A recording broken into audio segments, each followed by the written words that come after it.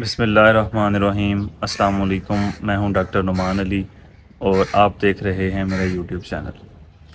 सबसे पहले आने वाले तमाम व्यूअर्स को खुश आमदीद और नए आने वाले व्यूअर्स से रिक्वेस्ट है कि वो मेरे चैनल को सब्सक्राइब कर लें। बहुत शुक्रिया। इस वीडियो में जो हम टॉपिक डिस्कस करने वाले हैं वो है नमूनिया इन काफ। काफ के अंदर बछड़ों के अंदर दो तीन ही इश्यूज हैं जो मेजर हैं, जो सबसे ज़्यादा होते हैं। अगर उनको कंट्रोल कर लिया जाए तो काफ की मोर्टेलिटी को कम किया जा सकता है। उनमें से जो मेजर इश्यूज हैं वो ये हैं, एक तो नमूनिया का, दूसरा काफ के अंदर डायरिया के केसेस बहुत ज़्यादा आते हैं।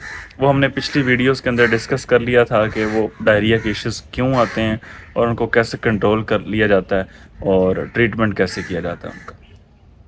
तीसरा जो मेजर इशू है वो है क्लास्ट्रीडिया का, जिसमें ब्लडी फीसेस आते हैं, टिम्पनी के केसेस आते हैं। तो ये वन बाय वन हम वीडियोस के अंदर डिस्कस करेंगे। तो इस वीडियो के अंदर हम डिस्कस करने जा रहे हैं नमूनिया इन काफ। अब मैं डिस्कस करूंगा कि सबसे पहले आपको बताऊंगा कि नमूनिया होता किस वजह से है, इसके रिस्क फैक्टर्स कौन से हैं, उसके बाद इसे कैसे कंट्रोल किया जा सकता है, कौन सी ऐसी प्रिवेंटिव मेजर्स हैं जिनको फॉलो करके नमूनिया को कंट्रोल किया जा सकता है। उसके बाद इसका हम ट्रीटमेंट डिस्कस करेंगे।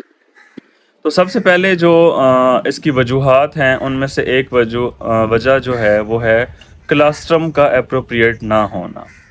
अगर क्लास्ट्रम का टेम्परेचर उतना नहीं है जितना कि होना चाहिए, यानी कि 40 से 44 डिग्री सेंटीग्रेड, या फिर क्लास्ट्रम की क्वालिटी इतनी अच्छी नहीं है, उसके अंदर एंटीबॉडीज़ का लेवल टाइटर जो है वो इतना हाई नहीं है जितना कि होना चाहिए, तकरीबन 22 के अराउंड होना चाहिए इसका टाइटर, तो वो अगर कम है तो उसकी वजह से भी नमूनिया हो सकता है। उसके बाद जो मेजर दूसरा इशू है वो है इन्वायरमेंटल रिस्क फैक्टर्स। अगर इन्वायरमेंट की कंडीशन अच्छी नहीं है, प्रॉपर बेडिंग नहीं है, ठीक है, इन्वायरमेंट के अंदर बैक्टीरिया वगैरह ज़्यादा हैं, अगर काफ की तादाद ज़्यादा है, ओवर क्राउडिंग की हुई है, हमने थोड़ी सी जगह पे ज़्यादा काफ रखे हुए हैं, तो इस वजह से भी नमूनिया हो सकता है। उसके बाद न्यूट्रिशनल डेफिशिएंसी। अगर जो हमने मिल्क पिलाया है, जो हमने क्लास्टम पिलाया है, उसके अंदर अमाइनो एसिड, उसके अंदर वाइटामिन, उसके अंदर बाकी साल्ट्स की तादाद पूरी नहीं है, उसकी क्वांटिटी पूरी नहीं है, तो ये भी एक फैक्टर हो सकता है नमूनिया का। ये जितने भी हमने रिस्क फैक्टर डिस्कस किए हैं, ये सारे रिस्क जो फैक्टर्स हैं, ये काफ के अंदर स्ट्रेस क्रिएट करते हैं, और स्ट्रेस की वजह से जो अपॉर्चुनिस्टिक बैक्टीरिया और वायरस होते हैं उन्हें इन्वायरमेंट मिल जाता है, उन्हें उनकी प्रॉपर कंडीशन मिल जाती है ग्रो करने के लिए, फैलने के लिए। तो जो बैक्टीरिया और वायरस हैं, पास्टुरेला मल्टोसिडा और माइकोप्लाज्मा बोविस, ये वो ऑर्गेनिज्म हैं जो स्ट्रेस के अंदर रैपिड ग्रो करते हैं और डिजीज़ काज करते हैं, तो ये भी काज हो सकते हैं नमूनिया का। तो ये वो थे रिस्क फैक्टर्स जो नमूनिया काज कर सकते हैं। अब हम डिस्कस करेंगे कि हम कौन से ऐसे प्रिवेंटिव मेजर्स जो हैं वो फॉलो कर सकते हैं जिनकी वजह से इस डिजीज़ को रोका जा सके। तो जो पहला कंट्रोल है वो ये है कि जैसे हमने बात की कि एप्रोप्रिएट हाउसिंग होनी चाहिए, प्रॉपर वेंटिलेशन हो जिसमें, ना ही वेंटिलेशन ऐसी हो कि जिसमें मॉइस्चर का लेवल बहुत ज़्यादा हो या बहुत कम हो, या बहुत ठंडी हवा हो या बहुत ही गर्म हवा हो। तो वेंटिलेशन प्रॉपर होनी चाहिए। उसके बाद बेडिंग भी प्रॉपर होनी चाहिए, नरम बेडिंग होनी चाहिए, जैसे कि लोग छिलके वगैरह डाल देते हैं, मुख्तलिफ हे वगैरह डाल देते हैं नीचे, ऐसे। तो बेडिंग जो है वो प्रॉपर होनी चाहिए और ओवर क्राउडिंग नहीं होनी चाहिए। थोड़ी सी जगह पे ज़्यादा काफ नहीं रखने चाहिए, ताकि अगर एक बीमार हो तो उसकी वजह से दूसरे बीमार हों, या ओवर क्राउडिंग की वजह से वेंटिलेशन के भी इश्यूज आ जाते हैं। उसके बाद जो न्यूट्रिशन है, जो अर्ली न्यूट्रिशन हमने देनी है, क्लास्टम वो अच्छी क्वालिटी का होना चाहिए, उसके अंदर एंटीबॉडीज़ का टाइटर पहले चेक कर लेना चाहिए, तो वो अच्छी क्वालिटी का होना चाहिए। और क्लास्टम को हमने 8 से 10% ऑफ द बॉडी वेट देना है। फॉर एग्जांपल, अगर एक 40 केजी का काफ है, बछड़ा है, तो उसका हमने कितना क्लास्टम देंगे? अगर हम 10% ऑफ द बॉडी वेट लगाएं तो हम 4 केजी उसे क्लास्टम दिन में हम उसके 2 हिस्से करेंगे, 2 किलो एक बार पिला देंगे और 2 किलो अगली बार पिला देंगे।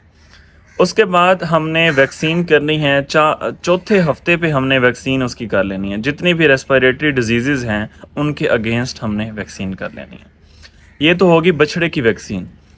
माँ को, जो बछड़े की माँ है, काऊ है, उसको पार्चुरेशन से पहले यानी कि बच्चा देने से पहले तकरीबन 4-5 हफ्ते पहले जो रेस्पिरेटरी डिजीज़ हैं उनके अगेंस्ट उसे भी वैक्सीन कर देनी चाहिए।